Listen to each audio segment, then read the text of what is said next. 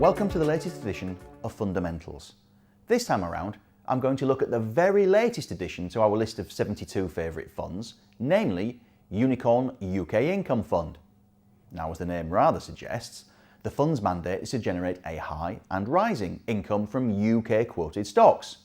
However, fund managers Fraser Mackesy and Simon Moon have a slightly different focus compared to most other income funds, in that the emphasis here is on smaller companies. Unicorn as a whole has a good reputation for its work in smaller company investments, and Mackesy and Moon's expertise here has helped to drive historic returns to investors, even if, as we all know, the past is no guarantee for the future. Just to give you some idea, the average market capitalisation of the 42 portfolio holdings is a fraction over £800 million. And as I sit here, the 5 largest portfolio positions are BBA Aviation, Property Investor Primary Healthcare Properties, Pavings Play Marshalls, IT services company FDM Group, and drinks retailer Conviviality. That's 3 FTSE 250 firms, 1 member of the FTSE Small Cap Index, and 1 AIM quoted company. By sector, industrials, consumer discretionary, and financial services are the 3 biggest sector exposures at 20, 20, and 18% of the portfolio respectively, just over half in total.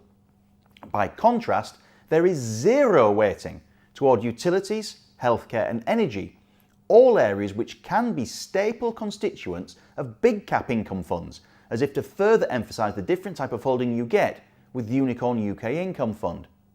Now, the yield is around 3.5%, and dividends are paid quarterly.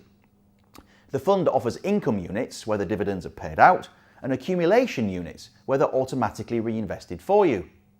The fund is eligible for SIPPs, ISAs and dealing accounts, and it comes with an ongoing charge figure of 0.81%, so you do have to pay for the expertise of the fund managers. And there are cheaper funds in the UK equity income sector, although there are many more that are more expensive. Finally, for those who set store by such things, the fund comes with a 3-star ranking from Morningstar. So, those are the mechanics. The question to address next is, why could investors consider this collective for portfolio inclusion today? Well, I think there are 3 possible reasons. The first is that 3.5% dividend yield, which may appeal to income seekers, especially as payments on the income units are made quarterly, something which could help with cash flow management, especially if you're in, say, pension drawdown, for example. The second reason, well, is the small cap focus. Big cap income funds can lean heavily on FTSE 100 firms, and just 10 members of that index are responsible for more than half of the dividends paid, with 22% forecast to come from oils and 14% from banks, according to analysts. Your research may lead you to conclude you don't want too much exposure to those industries or be dependent on such a small group of stocks, so you may therefore prefer the small cap approach of Unicorn UK Income. The third reason you might look at this fund is its performance. Yes, you pay for it, but it ranks 5th out of a field of 150 over the last 5 years and actually comes out top on a 10-year time span. This graphic shows the performance since launch in 2004, but again, in the knowledge, past returns offer no guarantee for the future. Now, none of that's to say Unicorn UK Income would suit every investor's overall strategy, target returns, time horizon, or appetite for risk.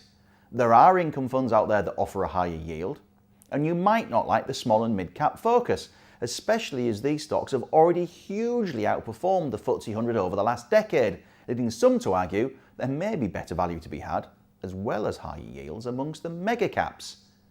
And finally, of course, given the stunning share price performance of the fund, you may just feel you've missed the boat on this one, given that Unicorn UK Income is the single best performer in its category over the past decade. You therefore need to address these issues and do your own research before deciding whether to put any capital to work or not. So thank you for watching, and I look forward to seeing you next time.